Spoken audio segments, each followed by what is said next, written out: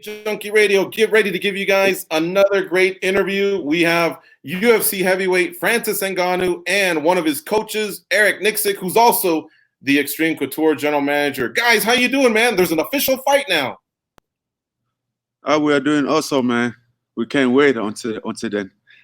You know, we've been sneaking training while quarantine. Yeah, because we sense that something like this is gonna happen. Right. And so when you got the official announcement on Monday, was it excitement? Was it a relief? What did you feel, Francis, when you got the official call? It was very exciting. It was like a excitement at the meantime, like a confirmation, you know, because we've been talking about this, but we didn't really know if it's about to happen or not. So there was a lot of doubt about it. But like when it became official, so we knew that, okay, there we go. You know? Okay. And I've been following you guys on social media. You guys are putting in the work. Like you said, you had your private quarantine sessions. Eric and Francis, talk about that. What was that like? That's a different type of fighter camp than what you're usually used to. Yeah, I kind of liked it, to be honest with you. It was it's a change of pace, and you know, I like throwing wrenches into things and adapting to the way the environment is now. And you know, I think that kind of implements what we are in the fight game. You have to adapt on the fly, and you have to accept change. And you know, I welcome that.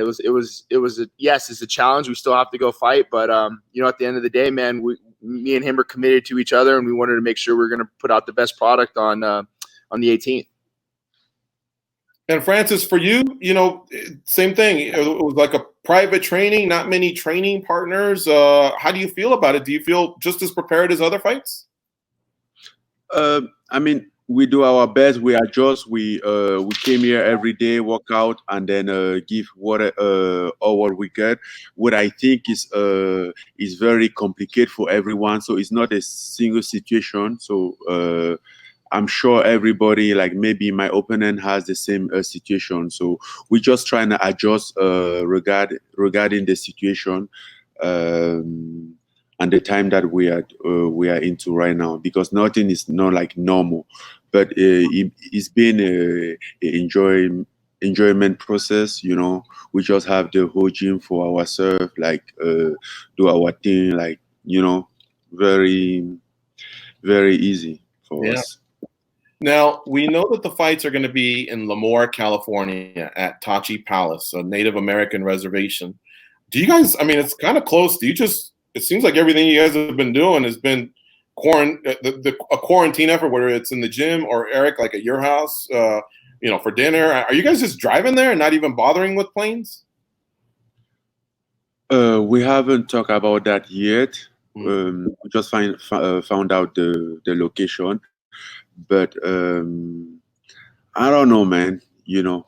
But now we are ready to do everything. So it's kind of like some type of adventure. Yeah. We're gonna maybe we drive. You'll be safe and still like just be on our own is still good. I drove there a couple times from Vegas, and it only takes 4 hours. I honestly feel like that's probably the best bet, because even when you go to the airport, the time that it takes to get there an hour early and then check in, the flight, and you know, it's almost the same thing. Yeah, definitely. Mm-hmm. I agree with you.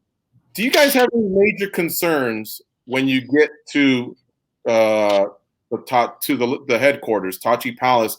Are there any concerns that you guys will have that you know, questions that you know right away you're going to ask them when you get there, in terms of like, how are we sharing the training room or the living quarters or the food that you guys are given? Like, have you guys thought about that? I haven't thought about shit. We just want to go fight. That's all I've really been thinking about, to be honest with you. It's a good question, probably something we should think about.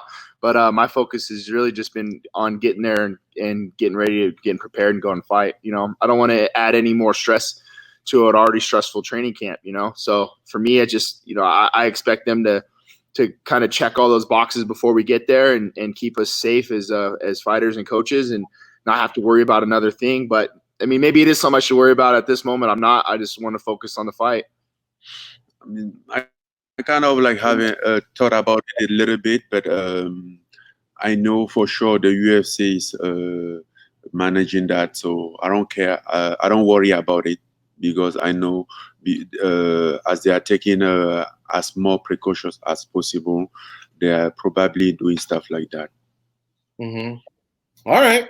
Well, listen, guys, we're happy. Look, we want the safety for everybody, but the announcement's been made, and at this point, George, the fan, is excited. I get to watch some fights, and I can't wait. And I'm sure you guys are excited to go out there. It's your job. I mean, this is how you guys provide for your family. So you guys are going to work. I'm enjoying a sporting event. It's like two different lenses, but yet I think we all share a similar excitement. Yeah, we are very excited about that. And I'm also excited to watch those fights. That's why we try so bad to fight on the ESPN, so I can go back and watch the rest of the fight, like enjoy them. So you don't mind not being on the pay-per-view? You prefer ESPN? I think ESPN's gonna have a larger audience, honestly.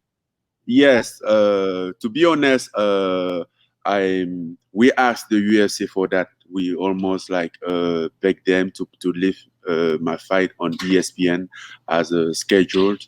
So I wanted to fight on ESPN, have more audience, and then also my people can watch me fight. Mm-hmm.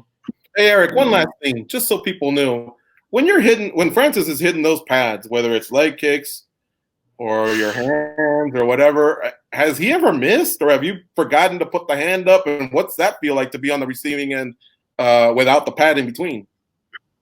I don't think I'd be talking to you right now if I did miss. Yeah, I mean, it's it's kind of like that. I guess probably the closest feeling you'd get, like jumping out of an airplane. You're just like, oh shit, here we go. He's super accurate. I think that's one thing too that he's been working on a lot with Coach Dewey and myself. But he's accurate and he's pinpoint. He's not overthrowing his punches maybe like he once was. He's sitting down on everything. His technique is impeccable, man. So, but he hits like a truck. One of the hardest kickers and one of the hardest punchers I've ever held for. So my shoulders and my body's definitely going to be happy when this camp's over. Yes, but he has a good shoulder though. He did more than me on the bench chest press. Yeah, dumbbell really? press. Yeah, but I don't on the actual with the bar or just the dumbbells. We did the dumbbells that day. So when I did 120s or whatever, and then he's like, "Oh, so you're stronger than me, so you can't complain when I hit you."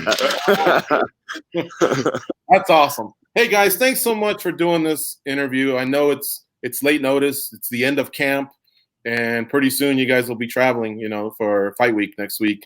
So we really appreciate you guys giving us the time. It sucks that we can't see you guys in person. I mean, we're here in Vegas. We're always in the gym. But we've been watching you guys, and we've been, following you guys for these past few weeks. You guys have actually provided entertainment when we get to see that. So good luck with the rest of whatever's left of camp. Safe travels to Lemoore, and good luck on the 18th at UFC 249. Thank you. We appreciate that. All right, guys. Thank you, guys. Miss you guys. Appreciate man. Hopefully see you soon. Huh? Thank you. Appreciate it. All right, guys. Take care. Have a good session. Later. Bye.